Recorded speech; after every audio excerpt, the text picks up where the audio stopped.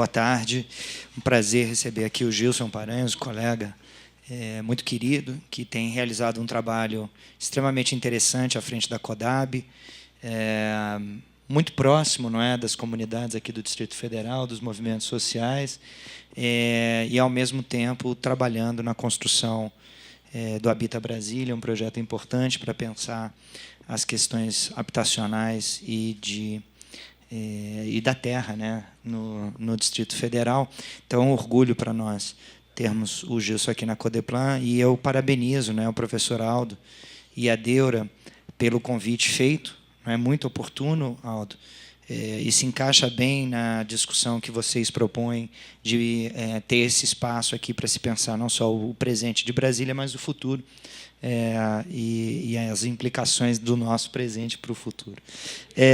Eu vou passar a palavra para o Aldo, né, para fazer seus comentários iniciais, logo em seguida para o Gilson. O Gilson vai ter que se retirar em torno de umas 3h30, 3h40, né, Gilson, por aí.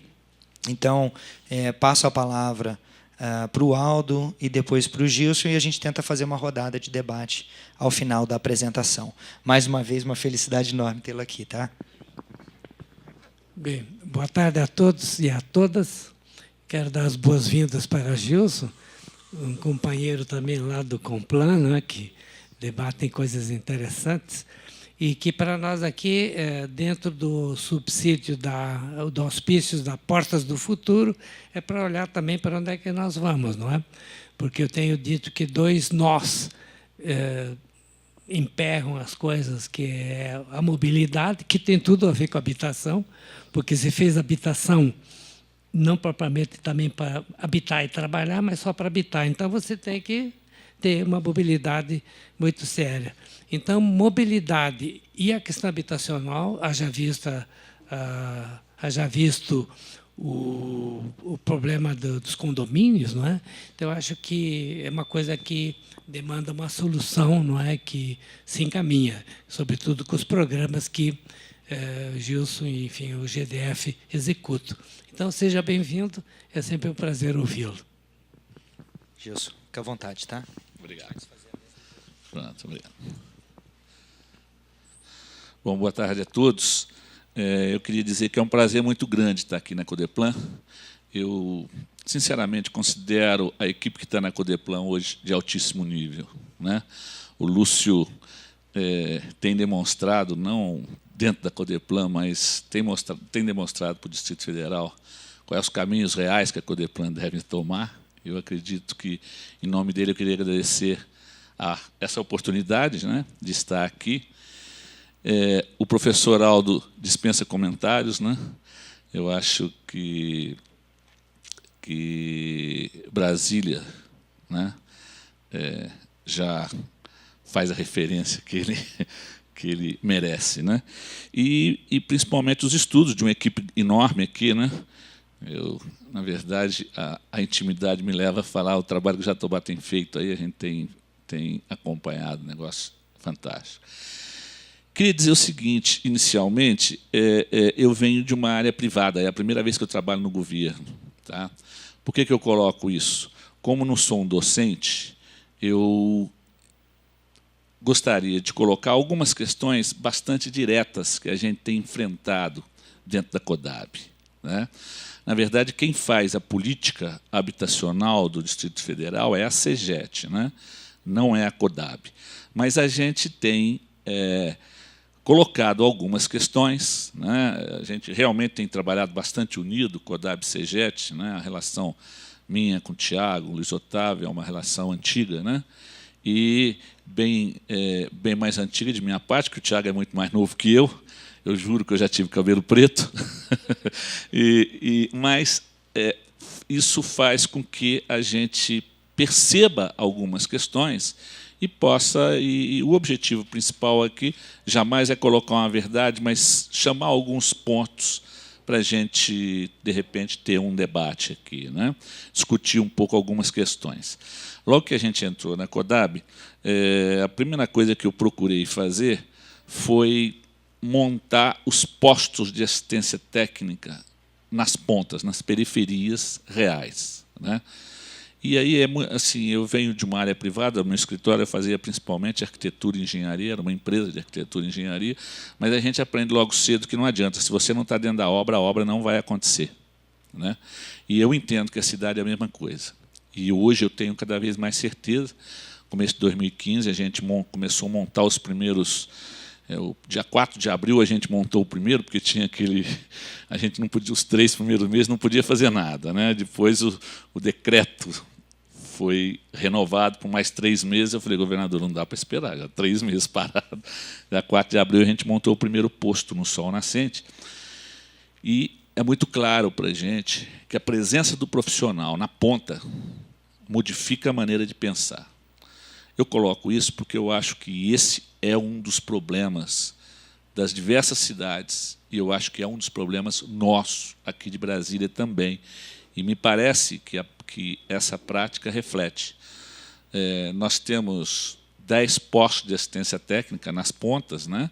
E é muito claro quando você conversa com os profissionais, normalmente são profissionais novos que estão lá, arquitetos recém-formados, no começo da profissão, mas é muito claro a maneira com que a crítica acontece com relação a normatizações, que na cabeça de quem está na ponta é muito claro alguns problemas que a gente estudando demora para a gente perceber, né?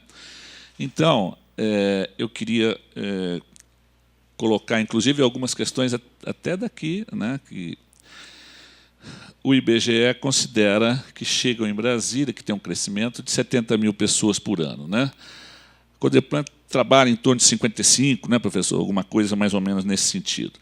Mas, independente disso, né, se a gente considerar 50 mil pessoas ano, e para a gente pensar um mínimo planejamento, eu acho que a gente tem que pensar aí 16 anos, pelo menos, né? E 16 anos, nós estamos falando de 800 mil pessoas. Isso eu tenho colocado, o pessoal, em função dessa questão da assistência técnica, como é uma coisa muito nova no Brasil, o pessoal tem chamado para falar sobre esse assunto, e todo mundo assusta. E eu coloco sempre o seguinte, mesmo dentro de Brasília, é muito difícil a gente entender o que quer dizer isso, né? Mas isso é uma coisa que a gente tem que ter total consciência dessa realidade, né? É lógico que essa curva ela faz isso e desce, vocês entendem muito mais que isso, do que eu desse assunto, mas eu acho que a gente tem que pensar no mínimo 16 anos. Qualquer ação que a gente tome dentro de Brasília, do governo, você tem que pensar alguma coisa em torno de 16 anos. Senão, na minha opinião, a gente erra. A gente pode até errar para mais, a gente não pode errar para menos, né? Então, como trabalhar com 800 mil pessoas nesse crescimento demográfico, né? Pode passar, por favor. Essa dificuldade de trabalhar com isso, né? Em 1980, o cálculo que a gente fazia era de 5,5 habitantes por domicílio, não é isso? Hoje, né, a gente trabalha com 3,5, 3,6 habitantes por domicílio. Olha, isso daí, eu brinco o seguinte, se a gente fizesse um muro de concreto em volta de Brasília e não entrasse ninguém mais, se não nascesse ninguém, a gente teria um crescimento de 40% da área. Metragem quadrada construída. Tá certo? Por quê? Porque o nosso cálculo em 80 era 5,5 habitantes por domicílio. Hoje é 3,5. Né?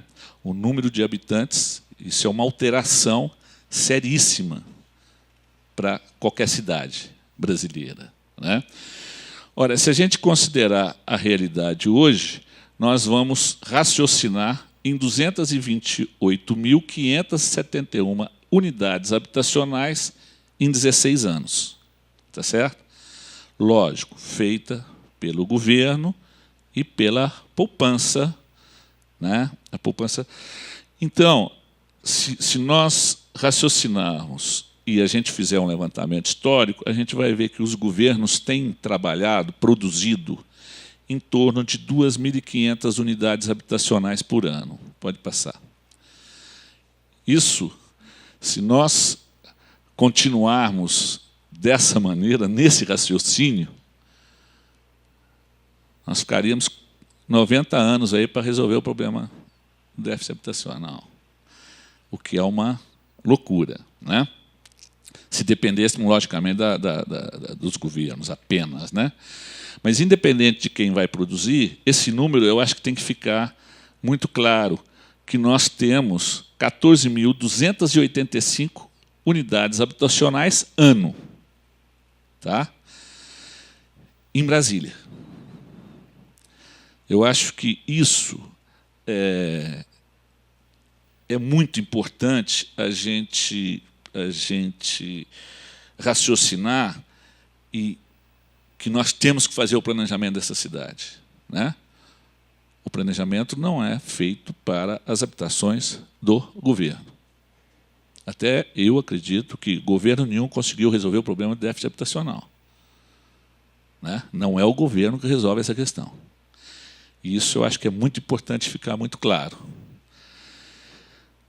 Se a gente tem um outro dado que é importante, a demanda da CODAB hoje, né? Se a gente pegar os dados da CODAB, olha, na faixa 1, né, que é rendimento da família, até R$ 1.800, 62.241 na listagem individual. Essa listagem, a partir do mês que vem, ela vai ser única, né? O Tribunal de Contas e o Ministério Público entenderam que não pode ter mais a listagem individual e de entidades. Mas só na faixa 1 nós temos ali 80 mil pessoas, 80 mil famílias, tá? Na lista da CODAB. Na faixa 1,5, 17.761. Na faixa 2, 21 mil. Então, nós temos uma listagem de 140 mil pessoas querendo unidade habitacional. Na verdade, a faixa 3 e 4, a gente ainda trabalha, mas o nosso foco nessa gestão é faixa 1 e 2. Tá? Qualquer coisa referente a 3 e 4, eu, particularmente, tenho defendido junto ao Ministério Público e Tribunal de Contas que a faixa 3 e 4 deveria ser proibido a CODAB trabalhar com isso. É muito simples. Faixa 3 e 4, qualquer empreiteiro resolve o problema habitacional. Então, se a gente não focar na faixa 1 e 2, o papel da CODAB se torna absurdo. O que acontece na prática? Quem trabalha com faixa 3 e 4 tem uma competência muito grande para pressionar os órgãos de governo, e a gente acaba ficando trabalhando para essa faixa. Por quê? Porque o poder de pressão deles junto aos governos é muito grande, né? Então, eu defendo que deveria sair a faixa 3 e 4. Esses dados são, muitos deles, da própria Codeplan, mas só para a gente ter um parâmetro. Essa é a realidade da Ceilândia, né? Densidade demográfica 20,50 habitantes por hectare, densidade urbana 124,80. E aí eu acho que esse trabalho que foi feito aqui dentro, para nós, é muito importante. A questão da densidade é um problema seríssimo para nós, dentro da CODAB, que produzimos. Todo projeto que a gente começa a fazer, a gente tem um problema seríssimo com a densidade demográfica definida pelo PDOT. É assim, é absurdo. Pode passar. O sol nascente, 96,55 habitantes por hectare. É muito claro para a gente que essa questão da densidade e o PDOT, ele fala para 14,5% do que é construído. 85% não trabalha, não sabe o que é PDOT da população. Isso é muito claro. Você chega no sol nascente, qualquer pessoa que começa a fazer uma obra, ele começa a fazer com 4 pavimentos. A norma é 1. Ele começa a fazer, ele faz com 4. E ele não faz com 5, 6, porque o mestre de obra que está ali não tem arquiteto, não tem engenheiro, o mestre de obra faz até 4 que ele garante. A partir daí ele fica com medo, e é por isso que é 4 pavimentos. A norma lá, o COI, lá, o Código de Edificações, lá, é a altura que o pedreiro consegue fazer o prédio. Então, é muito importante a gente sentir essa realidade. Para vocês terem um parâmetro, sei lá, 90 mil unidades habitacionais que tem o sol nascente, nós fomos, CODAB, o primeiro a aprovar uma casa lá, porque nós somos governo, nós somos obrigados a ter uma casa aprovada. E, para mim, aprovar uma casa lá, encostado na CEGED, eu demorei 1 ano e 2 meses para conseguir aprovar uma casinha desse tamanhozinho. Isso é seríssimo, isso inviabiliza qualquer governo. Isso que eu estou falando, eu não estou falando uma crítica ao governo, eu estou fazendo uma crítica que nós temos que ter uma reflexão muito grande em cima disso. Se você demora 1 ano para aprovar uma casa, isso é seríssimo. Eu não estou. É só para deixar claro, o Tiago é meu irmão, tá certo? Eu não estou fazendo crítica ao Código de Edificação, eu estou fazendo crítica a uma celeuma de normas que o Distrito Federal se enrolou e não consegue sair. Tá? Eu demorei, com todo o apoio, inclusive do governador, demorei 1 ano para aprovar uma casinha para ser feita lá no Sol Nascente. Tá, essa semana, enfim, está na praça a licitação dessa casinha. Tá certo? E longe, muito longe daquilo que tinha que ser construído. E a gente vou mostrar por quê. Muito longe daquilo que é necessário ser construído dentro do Sol Nascente. As normas da Caixa Econômica totalmente equivocadas. Onde o vidro tem que ser temperado, não, é o vidro duplo, como é que é? O vidro laminado. O vidro de uma casinha no Sol Nascente, por norma, ele tem que ser laminado. Agora, eu não vou colocar um vidro laminado no Sol Nascente. Então, é uma coisa assim, é totalmente irracional. Mas a questão da densidade é uma questão muito séria, muito séria. Na minha opinião, o equívoco que tem no PDOT com relação à densidade faz com que a grilagem aumente de maneira violenta, as nascentes nossas sejam, sim, ocupadas, as bordas de chapada e etc. A questão do meio ambiente, se a gente não solucionar esse tipo de questão, a gente não vai solucionar as outras questões necessárias. Pode passar. Pôr do sol. Volta um pouquinho, só para mim. Olha, essa área aqui em cima, essa área do pôr do sol, é uma das poucas áreas vazias que a gente tem para trabalhar. E eu, teoricamente, eu não poderia construir uma casa naquela área lá, porque a densidade do pôr do sol já está no limite. Dá para entender isso? Isso com déficit habitacional imenso. E essa área aqui, ó, nós estamos fazendo esse projeto agora. Teoricamente, eu não poderia construir nenhuma casa ali, porque aqui já ocupou a densidade permitida. Mais que isso, eu teria que tirar 147 famílias daqui. Então, é muito séria. O que está escrito no PDOT e as nossas normatizações, elas inviabilizam qualquer solução para baixa renda no Distrito Federal. Pode passar. Estrutural. A estrutural tem problema seríssimo, que é Santa Luzia, né? Nós estamos com um projeto pronto para Santa Luzia há 7 meses para resolver o problema do meio ambiente, porque essa área ela tem que ser desocupada em função do meio ambiente. Todos esses projetos que eu estou falando são feitos na comunidade, junto com a comunidade, junto com as associações de moradores. E são defendidos pela Associação de Moradores e pela comunidade. Esse projeto foi feito lá dentro e as mesmas questões de meio ambiente, o tempo para solucionar essas questões fazem com que a gente não consiga produzir.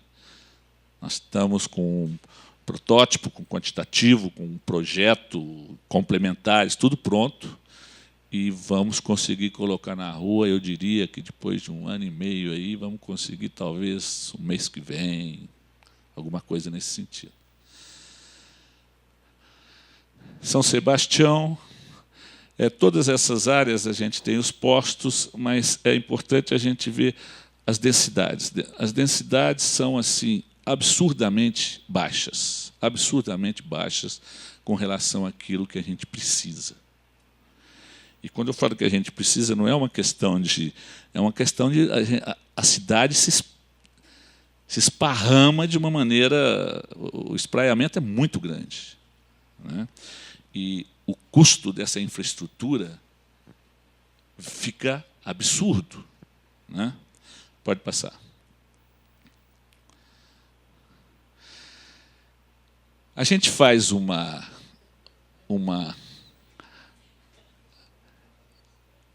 Paris, 216,80 habitantes por hectare.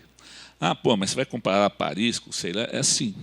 Acho que a gente tem que pegar alguma cidade que a gente considera de qualidade de vida e trabalhar isso. O que quer dizer isso, né? Pode passar. Barcelona, 350 habitantes por hectare. A média em Brasília é 32 habitantes. 52? 52 total, né? Em alguns lugares, quando você pega localizada, dá 32 habitantes por hectare. Negócio... A distância é muito grande, muito grande. Manhattan, 278,12. Pode passar. E eu gosto de fazer essa mancha, porque olha ali, ó. Olha ali Paris, ó. Olha o tamanho das nossas cidades. Olha que loucura que é isso. Né? O sol nascente é esse cavalinho aqui embaixo, né? E o pôr do sol está na ponta aqui, e a Ceilândia. Esse verde é Paris, né? Então é assustador quando a gente começa a perceber o que é esse espaço. É lógico que não vai ter água. Hoje a gente toma uma providência com relação a isso, com relação à densidade e o questionamento das nossas normas. E isso aí eu estou falando o seguinte, gente, isso não é norma federal, não. Isso aí lógico que tem muitas leis federais, a questão, mas é PDOT, normas, código de edificações, né? São questões que a gente tem poder para alterar. E nós temos uma chance agora de uma alteração de PDOT que vem em breve, né? Eu acho que a gente tem que... Olha a estrutural.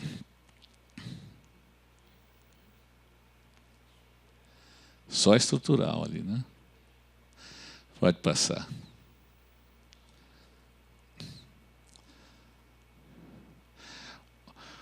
São Sebastião, mas quando a gente pega Lago Sul, o plano piloto Lago Sul, olha ali.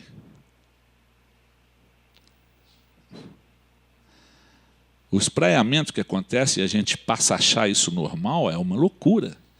Então, como solucionar os problemas, né, se a gente pegar... não dá para a gente resolver problemas se a gente não solucionar esse básico. Como é que nós vamos falar em mobilidade se a gente não solucionar essa questão? Como é que da onde vai sair dinheiro para atender as propostas de Minha Casa Minha Vida se a gente continuar fazendo isso, né? Pode passar.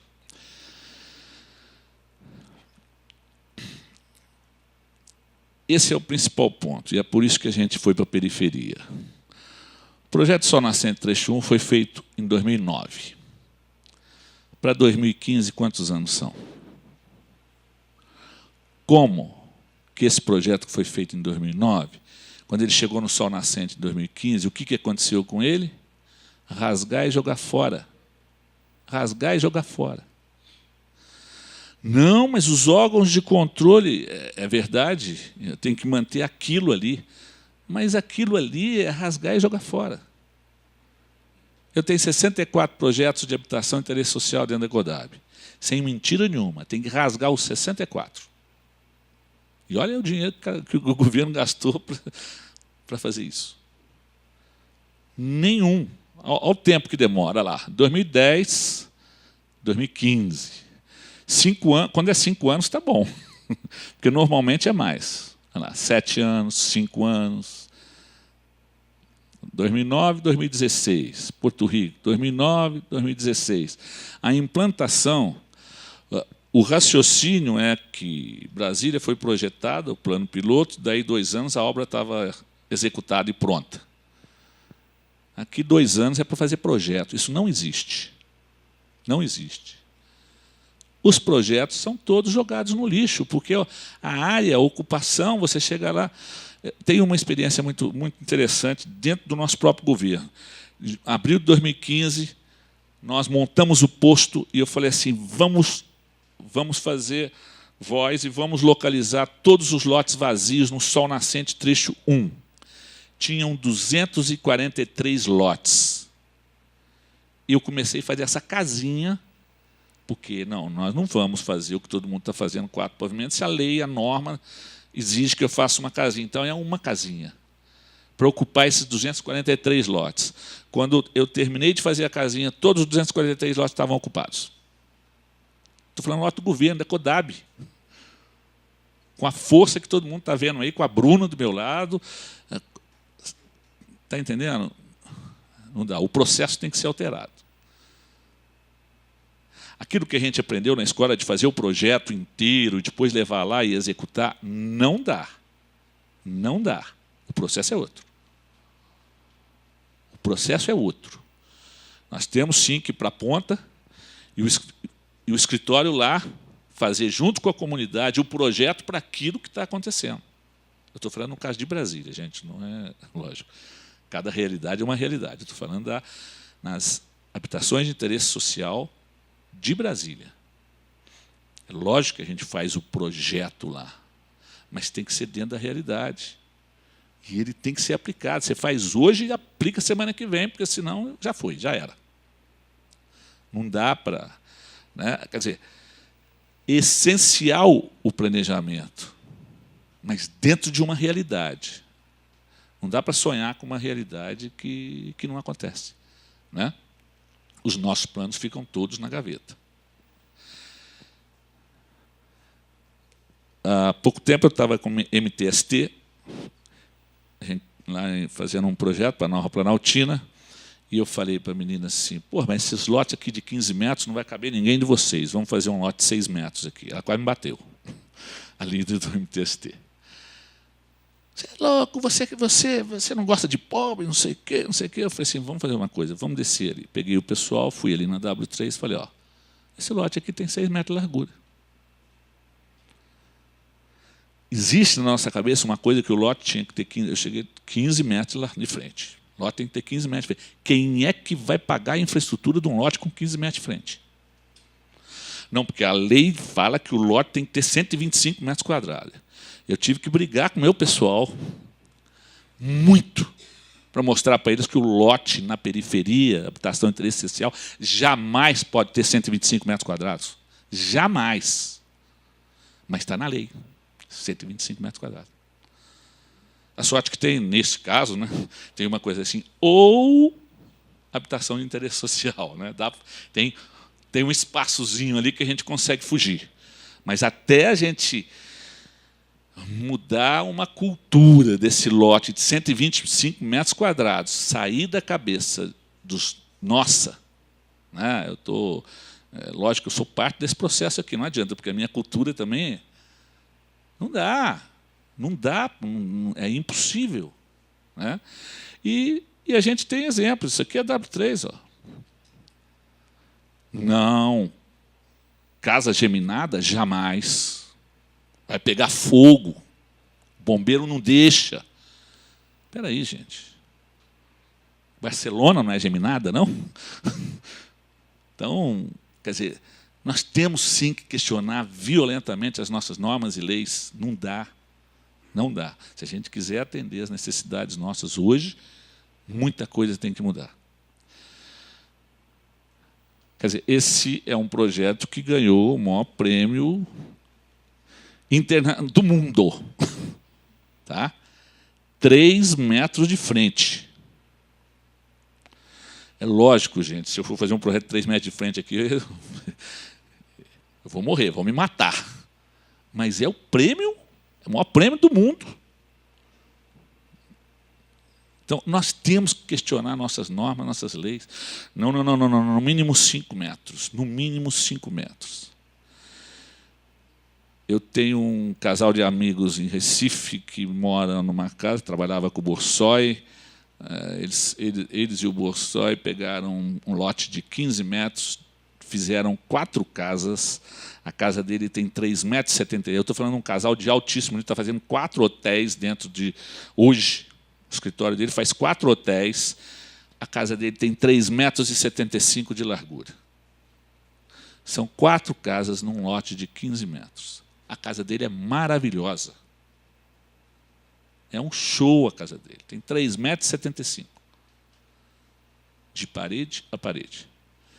Então, o espaço é uma questão de você trabalhar bem o espaço, com qualidade. A casa dele, a Vera e o Beto, os colegas arquitetos devem conhecer. Hoje o Beto é presidente do IAB em Pernambuco. É aqui, a casa do Marco Antônio Borsoi é colada na dele. São coisas fantásticas. 3,75 metros de parede a parede. Então, não é uma questão de projeto, é uma questão de espaço, de estudo de espaço. Né? Essa daqui eu coloquei pelo seguinte, essa casa aqui ganhou o maior prêmio do Brasil, ano passado, na Vila Matilde, e ganhou, a partir do prêmio brasileiro, ela ganhou o prêmio do mundo. Né?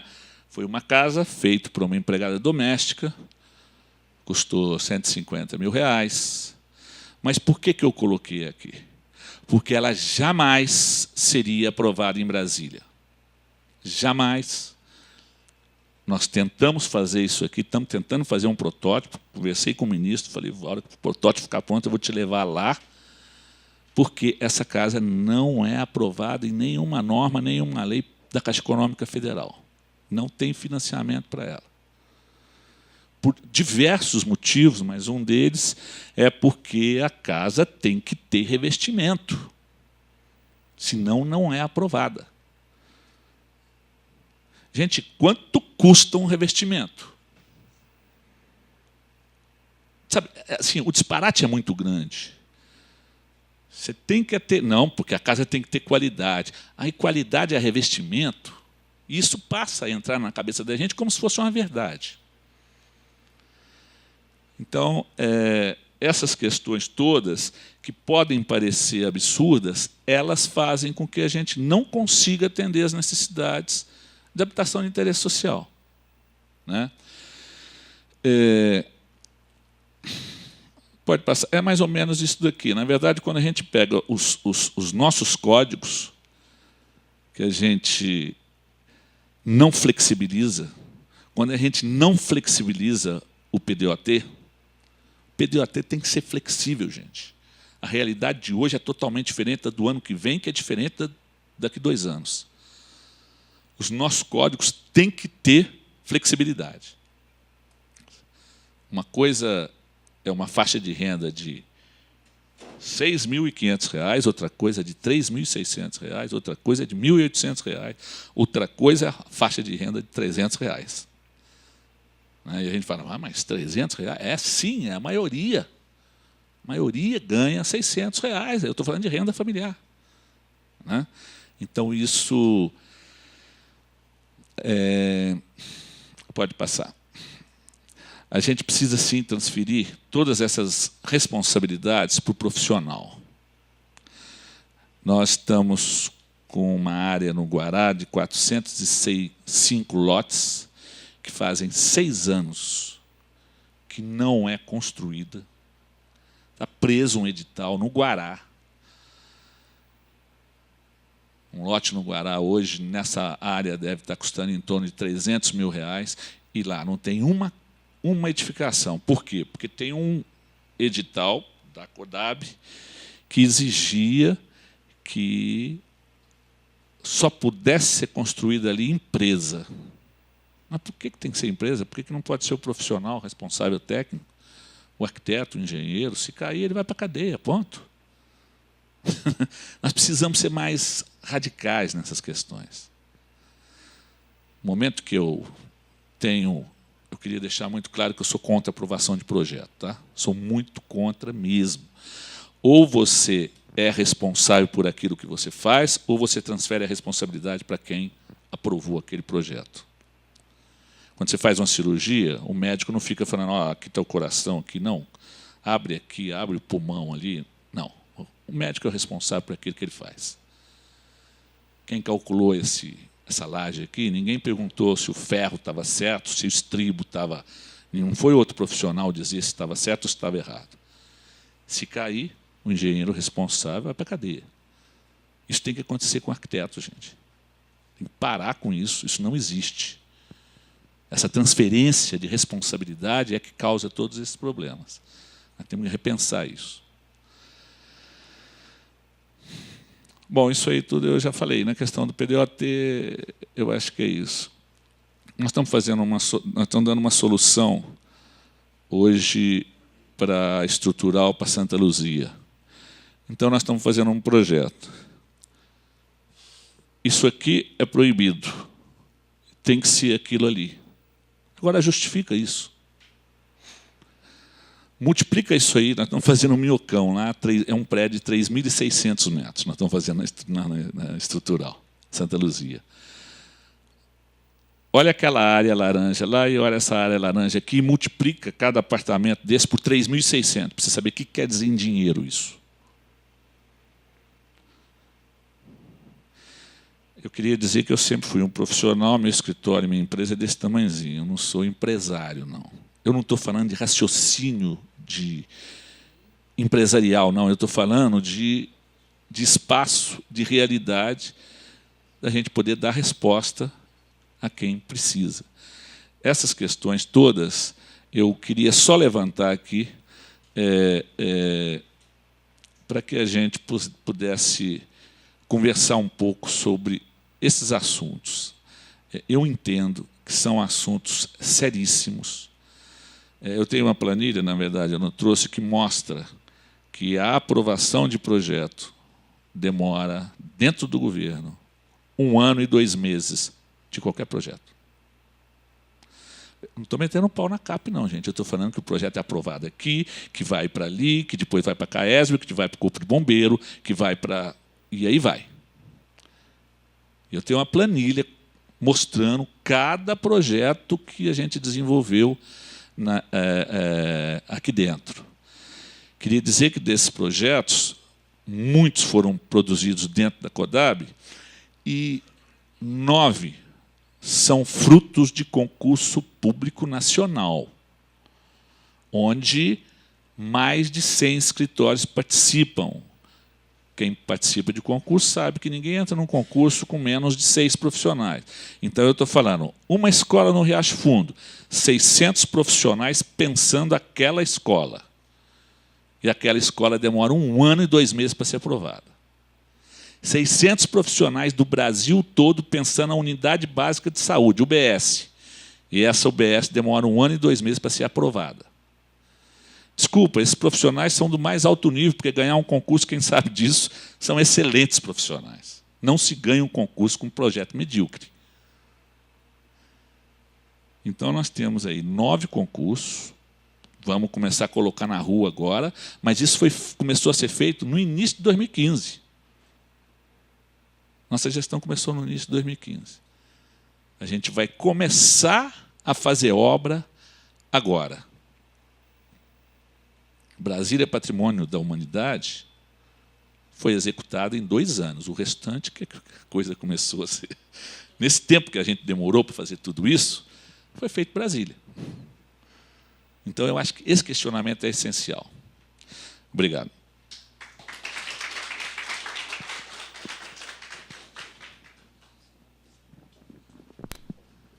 Vamos recompor a mesa e passarmos para o segundo momento dos debates. Obrigado. Vamos acender a luz.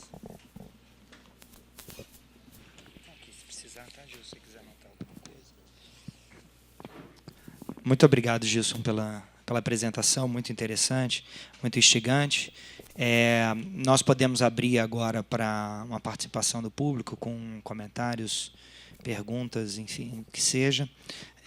Aldo, não sei se você quer fazer algum comentário também inicial. Eu tenho algumas perguntas também, mas eu acho que a gente pode... Vamos abrir primeiro e depois a gente faz os comentários finais aqui na mesa.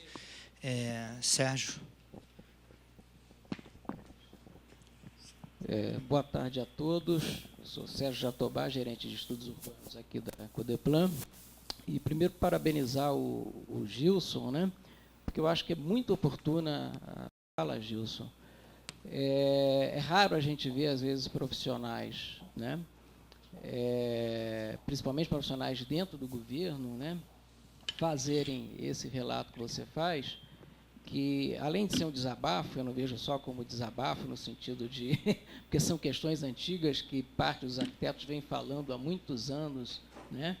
Mas é corajoso no sentido de que você está sentindo agora na prática, você tem uma experiência profissional, né, de escritório, não é simplesmente um burocrata, né? Nunca foi, na verdade, né? Mas agora é um gestor público que vê na prática esses problemas, né? Então, acho que o seu alerta é super importante, eu parabenizo por isso e espero que o seu alerta esteja sendo ouvido. Na verdade, isso vem sido falado e, às vezes, a gente sabe que a mudança dentro do serviço público é muito lenta, né? Principalmente na área legislativa, né? Quer dizer, se demora muito tempo, enquanto que a ocupação urbana, principalmente a irregular, ela se faz da noite para o dia, como você mesmo coloca. Quer dizer, enquanto nós estamos pensando normas, pensando projetos, planejando o melhor, né? Até com a boa intenção de planejar o melhor, a cidade está acontecendo e depois só nos resta regularizar, que é a pior coisa, né? Porque regularizar você não tem... Você deixou de ter a chance de fazer o melhor, né? Você tem que fazer o possível, né? Inclusive porque o próprio ato de regularizar, ele acaba sendo, por mais necessário que ele acaba sendo incentivo à própria irregularidade. Quer dizer, ele cria esse círculo da informalidade que a gente já abordou num texto aqui, né? E foi no sentido de alertar também para isso, né? Tá? Então, acho que, primeiramente, acho muito interessante tudo que você falou. Eu queria reforçar a questão da densidade, né? Porque, você sabe, nós fizemos um estudo recente sobre as densidades urbanas e a gente chega a essa conclusão de que Brasília tem uma densidade média, né? Que é de média para baixa, vamos dizer assim, né? Mas que, na verdade, não é nem esse o problema. O problema maior é que é uma cidade muito fragmentada, dispersa, né, como a gente sabe, que tem densidades muito díspares, né? Ou seja, tem áreas que têm uma densidade que ainda é baixa para os padrões mundiais, mas que é mais ou menos adequada, mas tem outras áreas onde a densidade é baixíssima, né? E falta, eu acho que essa visão de que um aumento de densidade ele não é maléfico, principalmente às questões ambientais, né, que é sempre o argumento usado. Mas uma densidade maior vai gerar mais impacto ambiental, vai gerar sobrecarga nas infraestruturas. De certa forma, sim, quer dizer, tem que se ter esse cuidado também, né, que uma densidade excessiva não vai gerar impactos, mas que é necessário realmente se pensar, principalmente densidades localizadamente, como você fala, quer dizer, como resolver o problema habitacional em áreas onde necessariamente o adensamento já existe, né, e que você, pela faixa de renda, pela questão da ocupação, você não pode aumentar a densidade. Então, acho que isso é primordial, né? E você toca, eu acho que, no outro ponto também importante, que o legislador, né, costuma pensar a densidade do ponto de vista uniforme, né? E não é uniforme, quer dizer, ele tem que ser pensado de forma localizada e principalmente em função do desenho, né? Que é uma coisa também que eu coloco no meu texto, quer dizer, o desenho às vezes resolve muita coisa, né? E você mostra, por exemplo, os projetos do Aravena no Chile, que foram premiados, né? Como ele resolve no desenho, mas se você for colocar isso em padrões de normas, não seria nunca aprovado, né? E no entanto, a qualidade ambiental, urbana e arquitetônica daquele espaço é reconhecidamente muito boa, né? Mesmo para a faixa de renda e para o preço, o custo daquela unidade, que é muito baixo, né? Mas ela é certamente muito melhor do que a unidade, às vezes, do Minha Casa Minha Vida, né? E que pode ter um custo até muito maior. Então, acho que falta realmente essa visão, né? E te parabenizo por trazer essa tentativa de conscientização para a gente. Tá? Obrigado. Mais algum comentário? Tá. Por favor, você puder se apresentar.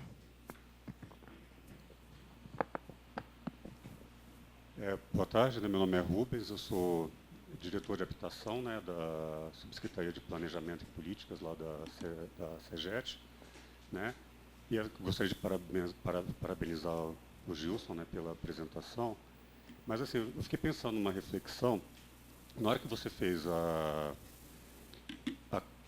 apresentou a sobreposição, né, dos tecidos urbanos de Ceilândia, né, com as outras cidades, como Barcelona, Paris, né, pensando nessa comparação de densidades, né, eu acho que às vezes, pelo menos assim, pelo fato da gente morar em Brasília, a gente tem essa prática do projeto já acontecer todo de uma vez, né, a gente pensar que essas cidades, elas já tiveram as densidades, né, entendeu, baixas, né, Paris com certeza um dia ela teve 90 habitantes por hectare, né, Barcelona também.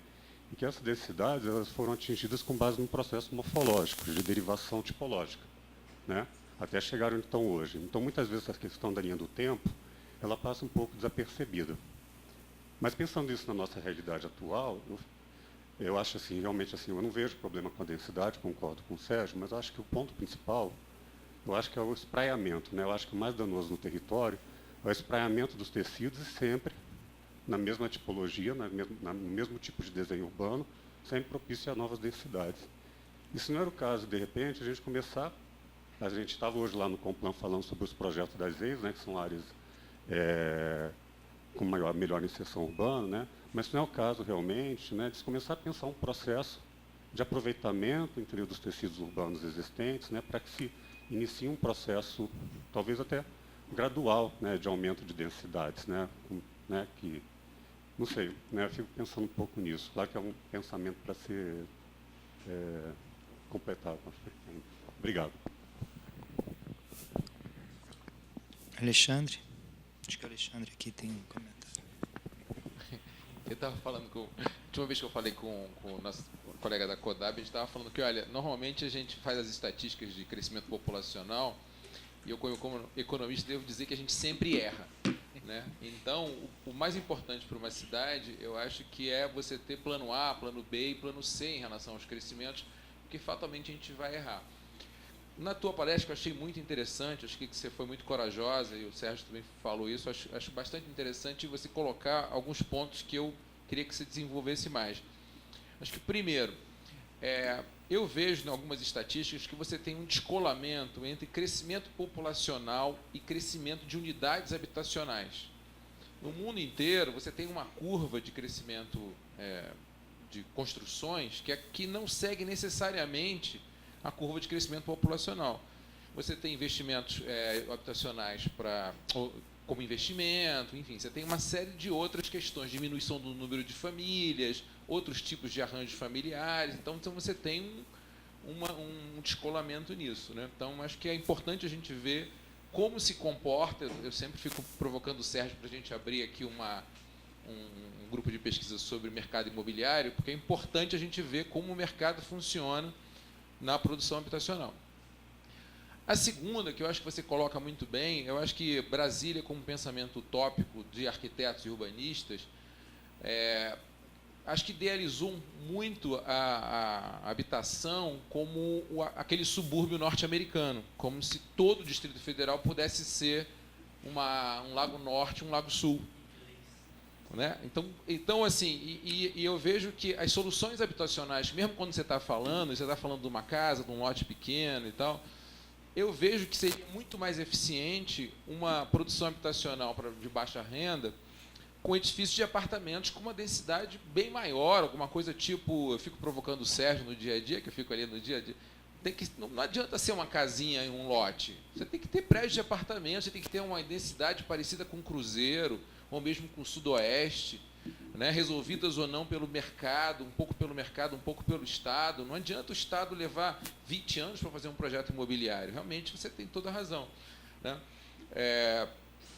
Então, essa discussão de como é que o Estado vai prover habitação sem levar em conta preços de mercado, o mercado imobiliário, e uma casa, um lote, como se fosse um subúrbio norte-americano, para mim, não encaixa numa política habitacional. Então, talvez você pudesse discorrer um pouco mais sobre isso, mesmo discordando. Peraí, vamos ver. Aldo, você tem... alguém tem mais algum comentário? Não. Aldo, você tem mais algum? Você tem que são 3h35. Eu vou passar. Acho que ele tem que sair agora. Ele tem que sair em 5 minutos. Então a gente deixa nossas perguntas, Aldo, para um próximo momento. Aldo, ele tem 5 minutos, Aldo. Vai lá. Não, acho que, como foi colocado aqui que a cidade é espraiada, na realidade eu cunhei o termo cidade polinucleada. Só que hoje ela é conurbada, total. Quer dizer, então você tem uma mancha urbana gigantesca, não temos aqui aquele mapa, mas sem um aproveitamento da terra. Né? É de terra que se trata. Então, você poderia perfeitamente ter um padrão não de águas claras, mas um pouquinho, como o Alexandre falou muito bem, você também colocou, de ao menos 3 pisos, 4 pisos. Não é? Bom, Vicente Pires começou isso, mas lá já tem de 4 pisos e de 9 pisos.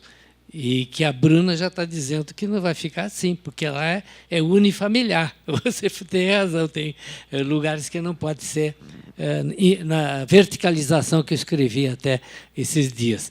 Então, eu acho que alguma dose de verticalização, a pergunta é essa, em que medida a gente poderia ter mais proveito da infraestrutura sem aquele monstrinho que é Águas Claras, que ultrapassou qualquer limite. 3 minutos. Obrigado, Lúcio. Primeiro, Jatobá, eu queria só enfatizar que realmente quando a gente coloca que o plano piloto tem uma densidade fantástica, muito melhor que de Águas Claras, eu acho que isso, sem dúvida, mostra que o desenho é essencial em todo o processo, né? E sem a verticalização de Águas Claras, a gente tem uma resposta muito melhor, né? Rubens, a questão da linha do tempo, eu entendo que você tem toda a razão, mas eu acho que tem uma reflexão que nós temos que fazer.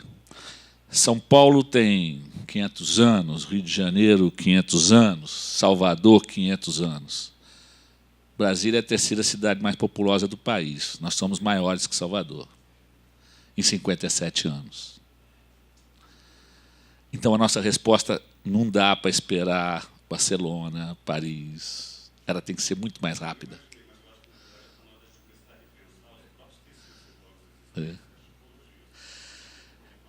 Eu acho que você tem toda a razão, né? Lógico que essa coisa foi feita gradualmente, né?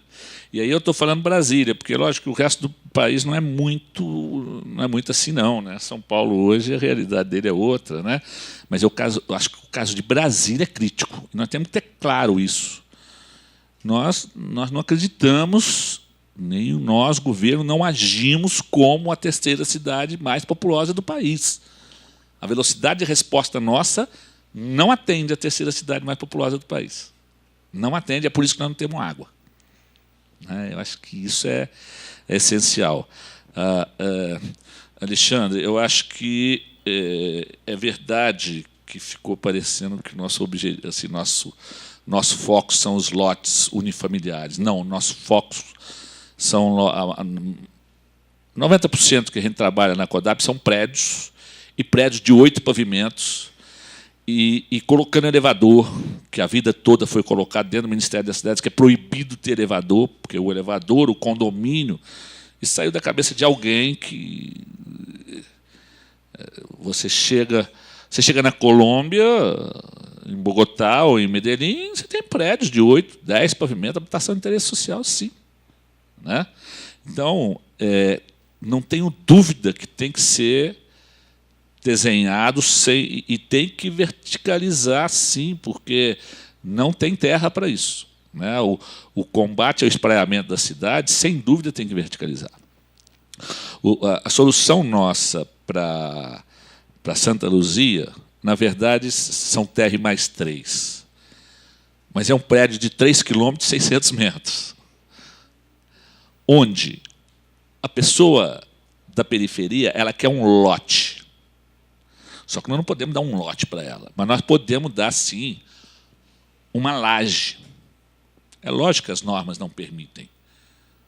Mas ela quer uma laje, ela não quer o apartamento pronto. Ela não quer a casa pronta. Ela quer fazer como ela quer.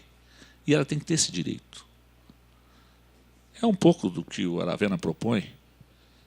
E é o que a gente propõe na solução de Santa Luzia. A gente fez junto com eles. É uma laje. E uma família tem 2 módulos, a outra tem 3 módulos em função da realidade dela. Mas eu não tenho dúvida que a gente tem que verticalizar. E, assim, talvez a apresentação a gente focou um pouco na questão dos módulos aqui, mas eu diria que agora é o primeiro... Em todos os concursos que a gente fez de contratação de projetos, todos eles são verticalizados. Lógico, dentro dessa lógica. Não precisa ser Águas Claras, mas pode ser Barcelona. Deu para entender que eu amo Barcelona. Né? Mas, assim, não tenho dúvida que a questão da densidade, que a gente briga tanto, é porque ela não me permite, é uma loucura.